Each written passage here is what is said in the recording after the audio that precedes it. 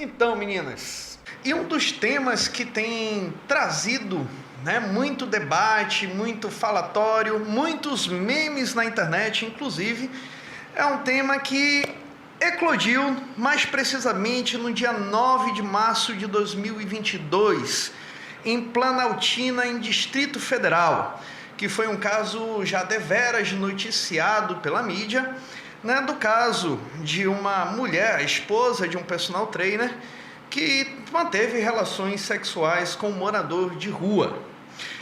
E logo que apareceu essa notícia na mídia, nós fomos abarrotados de memes na internet falando a respeito desse caso. Então vamos trazer esse tema aí em pauta para discutir, falar sobre um pouco do olhar da psicologia a respeito dessa temática. Bom, como eu já disse, no dia 9 de março, aconteceu esse fato. E desde então o Brasil vem debatendo isto, com um misto de incredulidade e também com uma pitada de sadismo, por que não? Então, para falar um pouquinho disso, quais seriam as considerações iniciais de você, Ana Tainá e Maiara? Quais seriam as considerações iniciais de vocês a respeito desse nosso assunto? O assunto é bastante dramático na sua origem, porque nós temos uma mulher casada, no Brasil, 2022, temos uma mulher casada, ela é muito bonita, casada com um jovem muito bonito, que mantém relações sexuais com um mendigo. A questão como um todo se direciona para a psicologia porque as pessoas acham interessante já começar a jogar pedra na pessoa como se nós fizéssemos o tempo todo coisas coerentes. A psicologia não vê assim. A psicologia procura olhar o sujeito como único, especial e coerente. As personalidades variam, as estruturas variam, mas as razões são das pessoas. Não é mesmo, Tainá? Sim.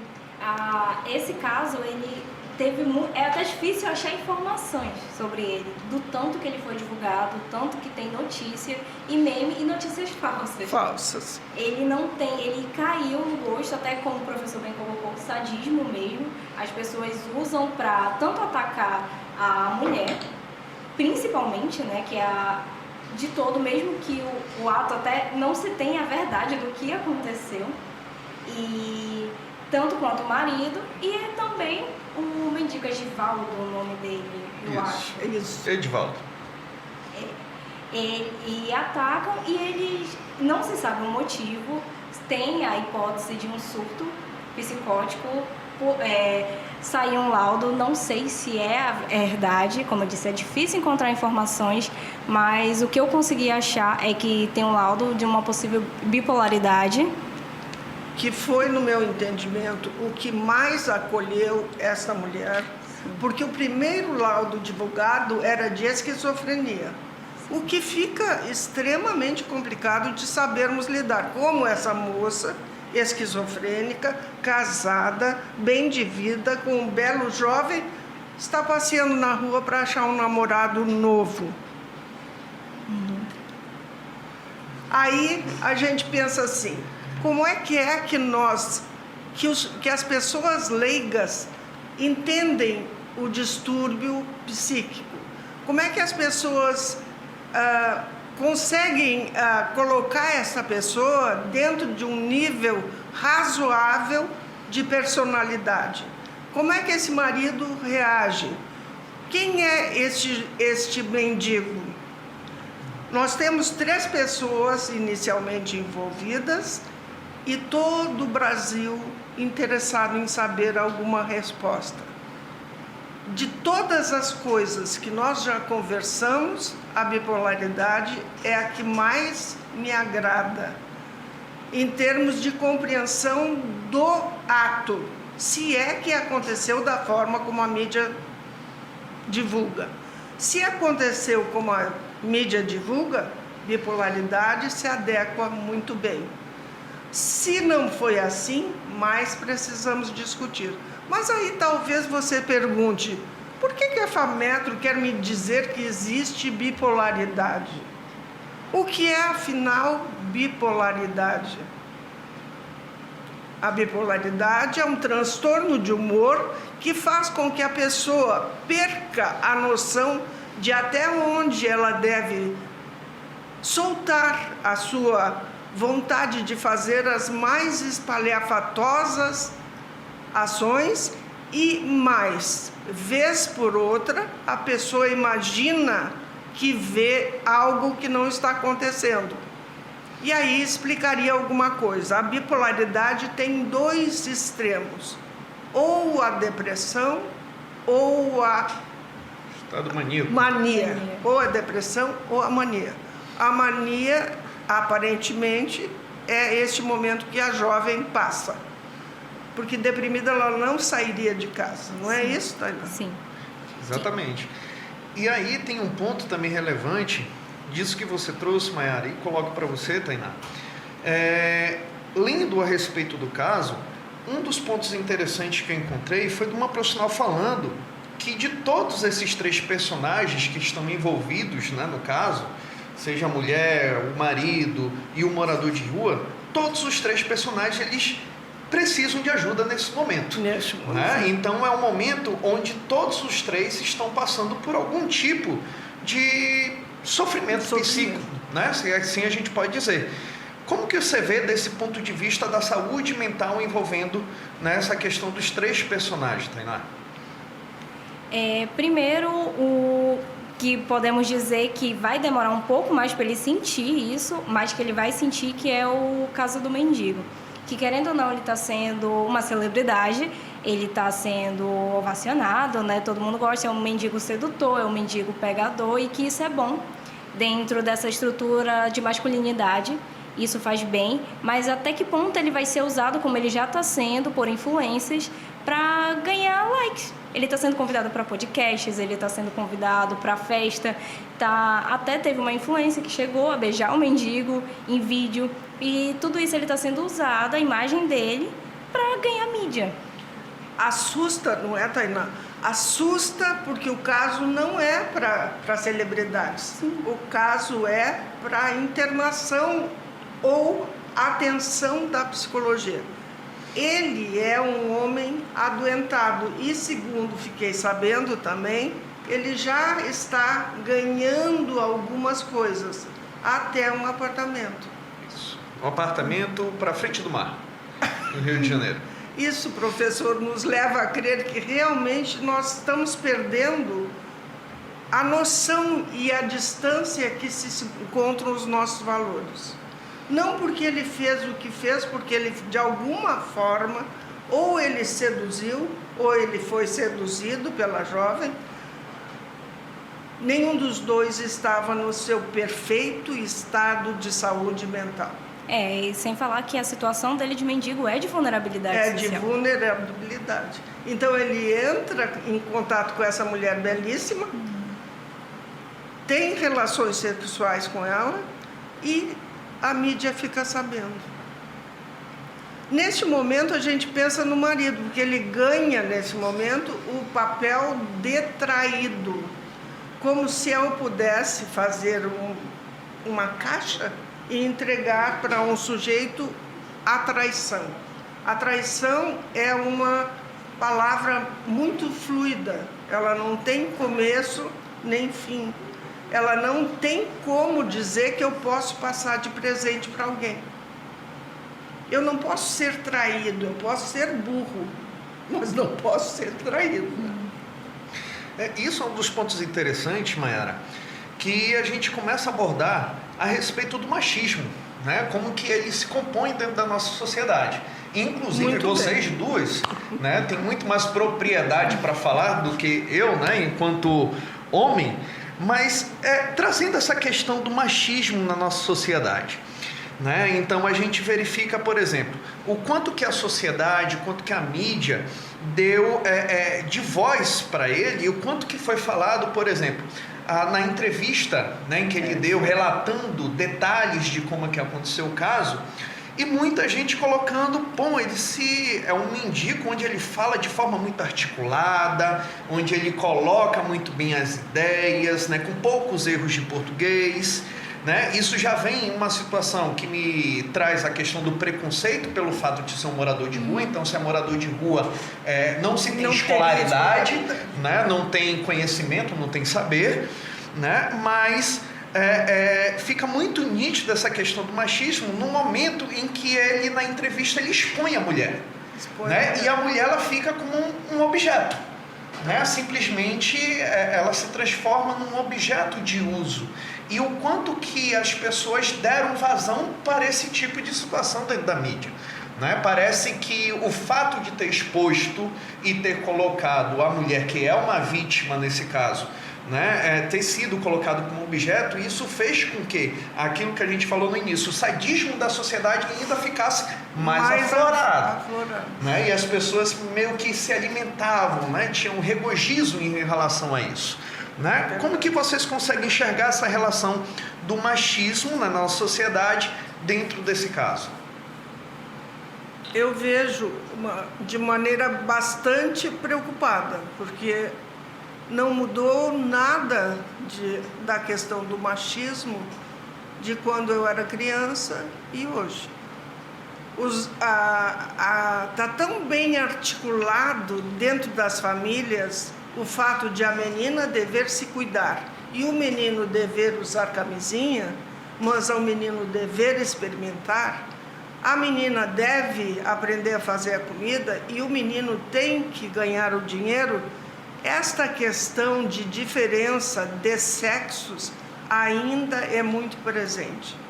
E quando nós atendemos na clínica, por exemplo, eu agora estou com um caso bastante interessante em que aparentemente o machismo não está presente. Aparentemente. Mas quando se conversa, percebe que houve, antes da traição, tantos atos que colocaram a mulher em situação ruim. Por exemplo, eu estou achando que você está me traindo, eu noto que você se vestiu melhor, agora você não me dá adeus quando sai de casa.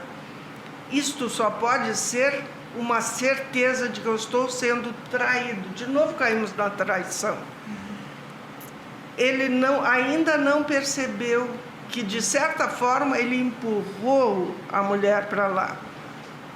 Não entrei na questão de trair, mas ele fala bastante, não houve ato sexual. É uma coisa muito séria isso. No nosso caso, que nós estamos trazendo para a discussão, houve ato sexual. Entre aspas, porque ninguém assistiu. Mas diz que houve. Em havendo ato sexual, aos homens cabe perdoar,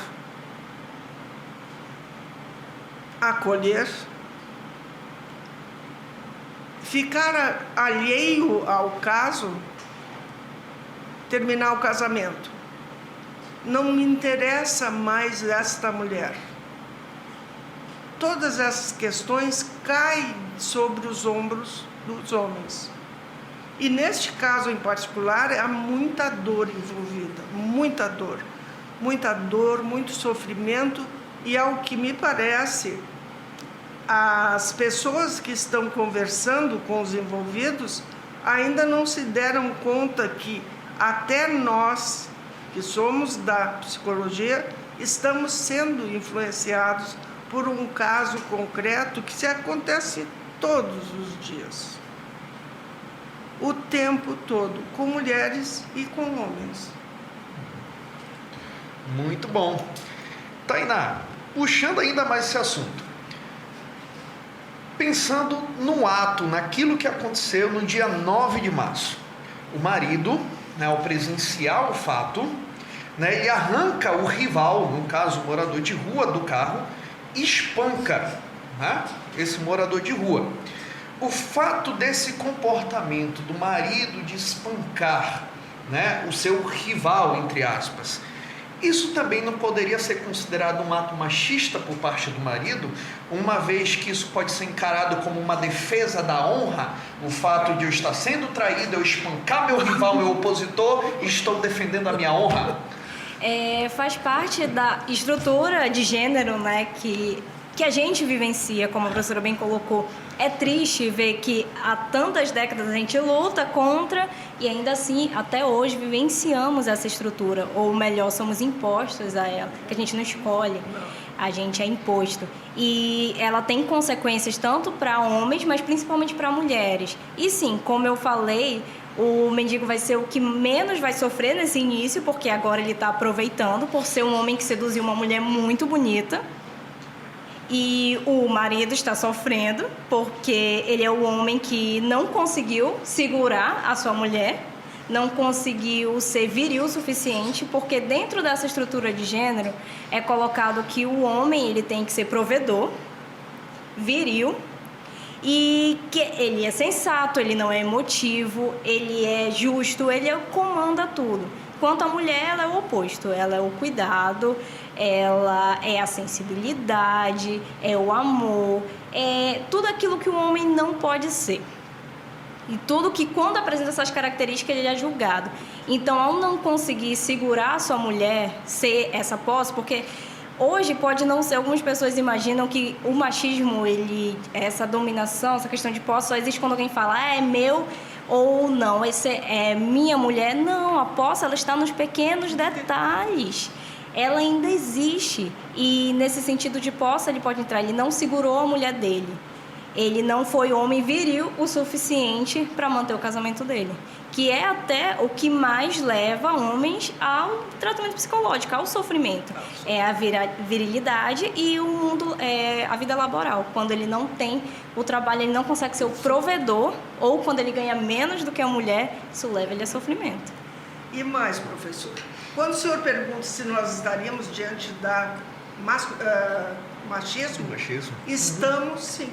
Sim. Se o homem não agredisse o mendigo, ele seria já chamado, além de estar numa situação de traído, ele seria frouxo.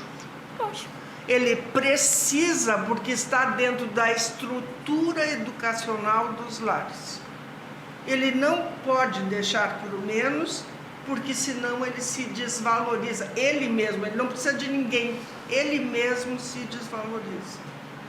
Então ele não teria nenhuma chance de sobreviver, de respirar, de voltar para a casa dele, caso ele não tivesse tido essa resposta forte, voraz, assassina quase. Se isso não acontecesse, ele teria terminado sua vida como homem. Então, assim, trocando em miúdos. Falando assim para aquele afegão médio, né? Seria então, digamos que... Porque ele não se aceita neste papel.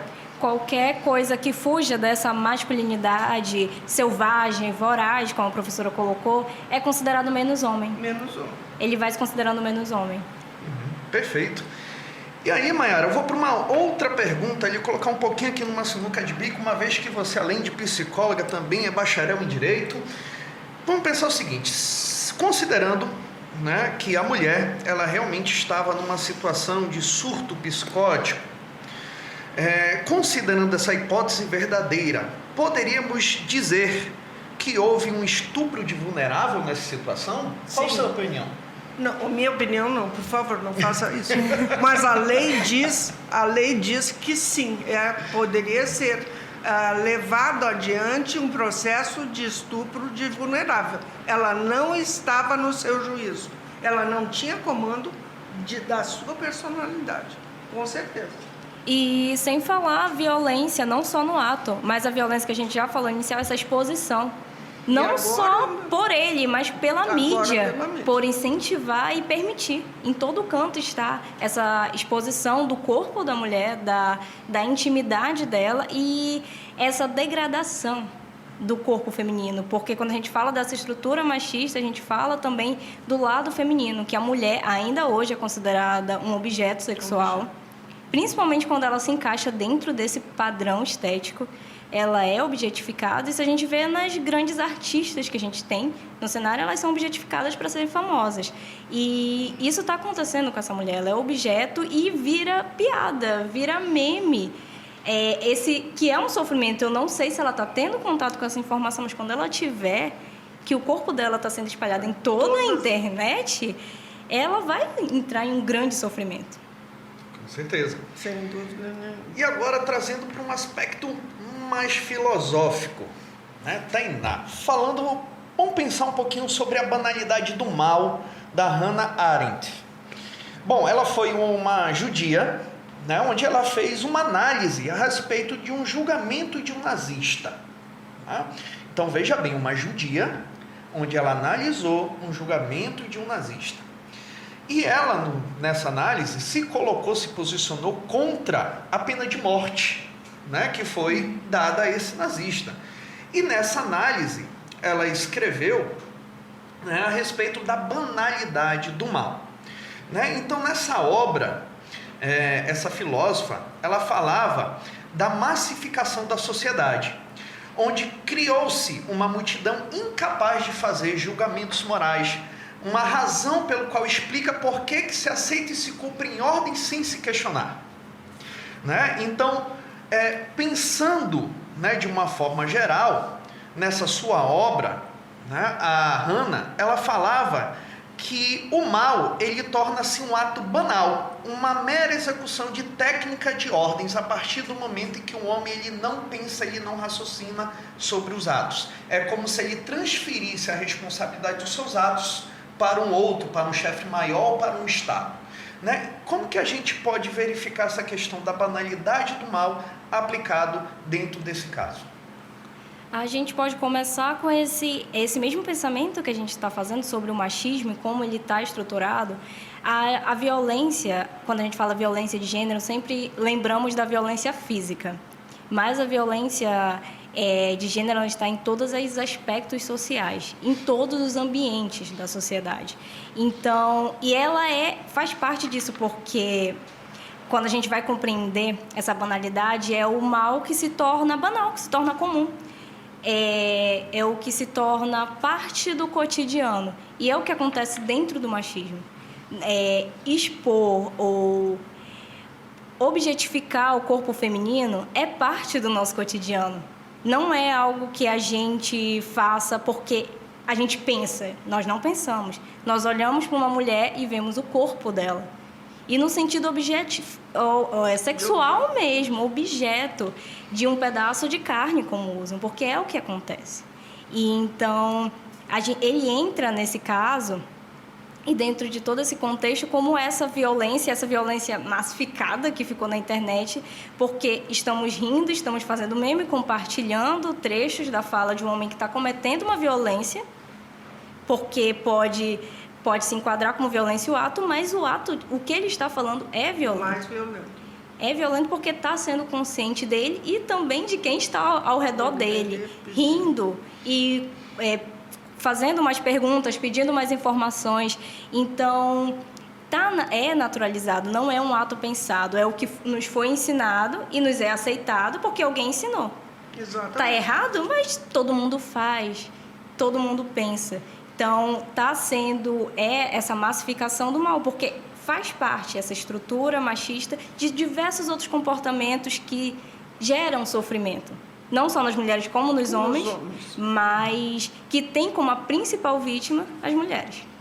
E, além do mais, eu lembro muito bem que, mais ou menos na década de 40 e 50, fizeram uma pesquisa em psicologia que colocaram estudantes de uma universidade americana em um estúdio, assim como nós estamos aqui, presos em celas. E colegas deles ficaram como os guardas da prisão e eram eles que definiam a quantidade de água, a comida, os horários de acordar e de dormir, a roupa que eles vestiam. Então, eles foram se apoderando de um poder que estava não tão claro. E, no fim, as pessoas tinham raiva dos presos, porque parecia que eles tinham culpa, mesmo sabendo que eles eram colegas de sala. Aí a gente se pergunta, mas então sobre o que nós estamos conversando?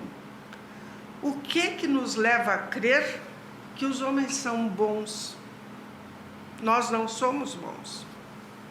Nós temos em igual peso bondade e maldade. Depende da nossa formação, da nossa personalidade, saber dosar esses dois afetos de maneira a transformar o mundo. Por exemplo, quando eu converso contigo e vejo como você está ficando uma moça e muito bem assistida em termos de conhecimento, graças à sua formação, eu fico feliz, porque houve, dentro desses anos de FAMetro, uma mudança na sua personalidade para melhor.